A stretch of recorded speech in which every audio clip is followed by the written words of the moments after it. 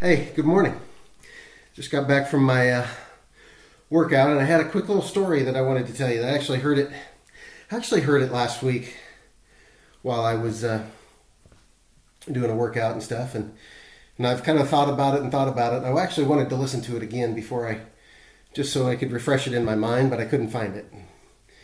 But I thought it was just kind of applicable today because it's just kind of what I'm going through in my life. And if you don't mind, I'm kind of trying to get ready for work, so I'm going to mix up my post-workout drink while I'm talking to you. But it's a story about this lion. And this lion was like the king of the jungle. I mean, he was the biggest, the baddest, the best that there was. And there was no rival whatsoever. I mean, he was bad. And he used to go around his kingdom, his jungle, his plains, and just all the area, his territory. And he used to go around and he would roar and he would mark his territory and he would let everyone know that he was the king. And it was unusual because it was almost like every other animal would bow to him and would let him know that, yes, you are the king. I mean, we submit to you, and you're just the biggest and the baddest and the best that there is. And so we honor you and everything. Well, he ruled the roost. Well, being the king, he had a lot of cubs. And there was this one cub in particular that was a lot like him. He kind of looked like him, and he wasn't necessarily the biggest, but he just carried himself different than all the other cubs. And Daddy kind of liked this. Now, I'm going to call the daddy's name Samson, okay? Just because it was big. I don't know what his name was, but I'm going to call him Samson. He called him Samson, or his name was Samson, and Samson loved this other little cub, whose name was Goliath. Samson loved Goliath. It was just something about him because there was something that reminded him of him. And so he would take this little cub around to, watch him and to follow him around to the kingdom. And this little cub would watch his dad roar and would watch his dad fight and would watch his dad eat and kill. And just that was becoming a part of who he was, and he was learning who his daddy was. And it became ingrained in him, and it became a part of Samson, of Goliath, that little cub. And as Goliath grew and grew, and he would watch this every day, how his dad would just go around and who he was. Well, one day, as they were out, something happened. There were some hunters. And some hunters came and they killed Samson. They killed Samson and they captured Goliath. And they took Goliath hostage and captive, and they put him in a circus. And after, years of being in the circus, he would go through some training, and he learned how to obey the ringleader and the whips, and they whipped him and they made him submit. And they taught him how the lion trainer would come and would, at some point in the circus, they would open up his mouth, and the trainer would stick his head in Goliath's mouth. And Goliath was trained to just leave it open and to do nothing. That was what he was trained. Well, one day, as they were performing this particular feat, Goliath said, no more. I remember who I am. I remember who my father is. I remember what is in me. And when it came time for that trainer to stick his head in Goliath's mouth, he opened up the mouth. He stuck his head in, and Goliath clamped down. And that was the end of the trainer. And everybody else came in and rushed to the trainer's aid. And ultimately, they had to kill Goliath because he was a ferocious beast. And all that training that they did, that they thought that they had, did no good. Because Goliath remembered who he was. And all that was in him, it changed. He remembered. The story kind of resonates with me. I don't know why, but I've come to a place in my life lately where, I don't know, I'm figuring out what's in me.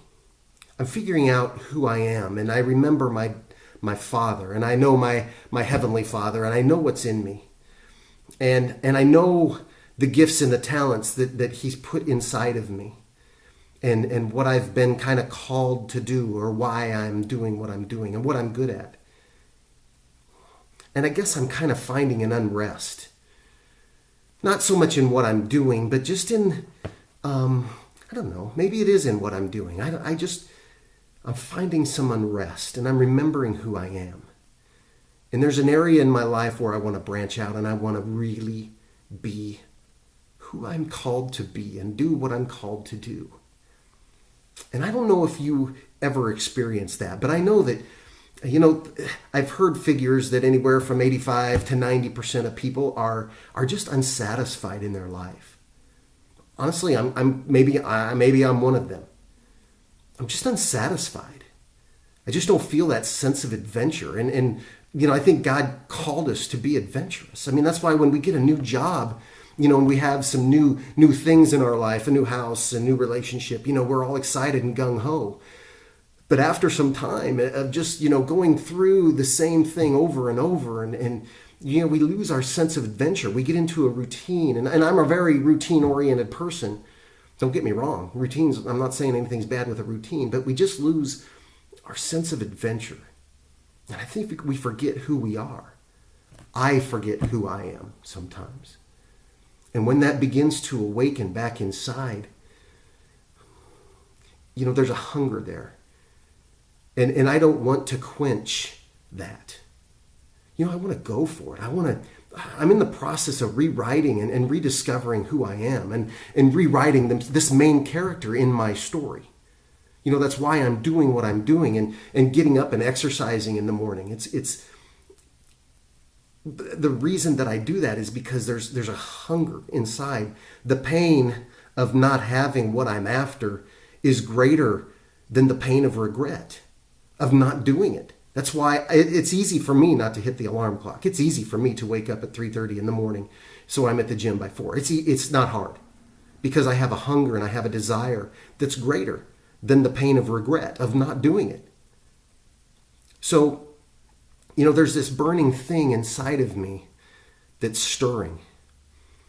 And I don't know about you, but I want to explore, and I want to go after something in my life different. I want to challenge myself in ways. What if I step up and I do something about it? What if I go after something in my life that I haven't gone after ever before, because I've always kind of quenched this inside of me? What if I do something different this time? I'm a little intrigued by that. What if I face a fear and I step up and I go after it? How will it change what I'm doing? How will it change what I feel? I don't know, but stick around and follow, because I think we're about to find out.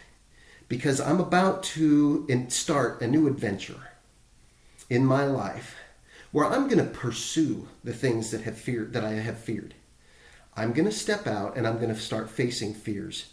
I'm going to start exploring the things inside of me that make me unsatisfied, that cause me to hunger.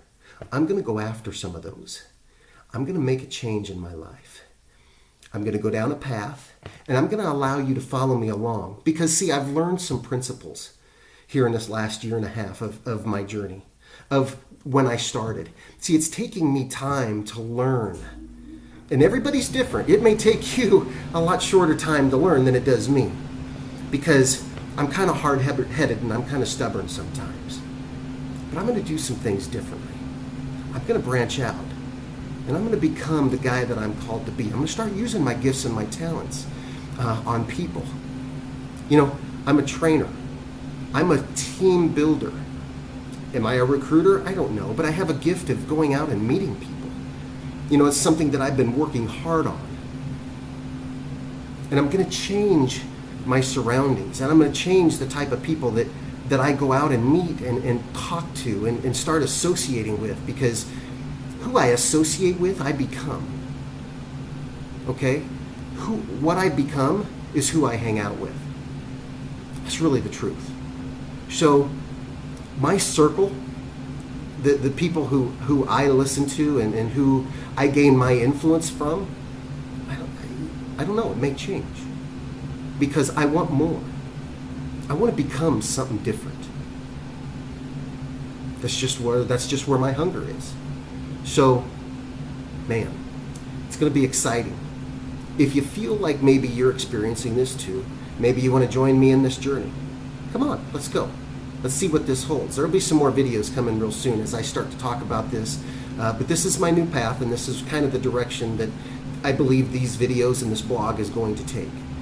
It's still going to be on some health stuff. I'm still up exercising every day, because that's just what I'm aiming for, and that's just what my goals are.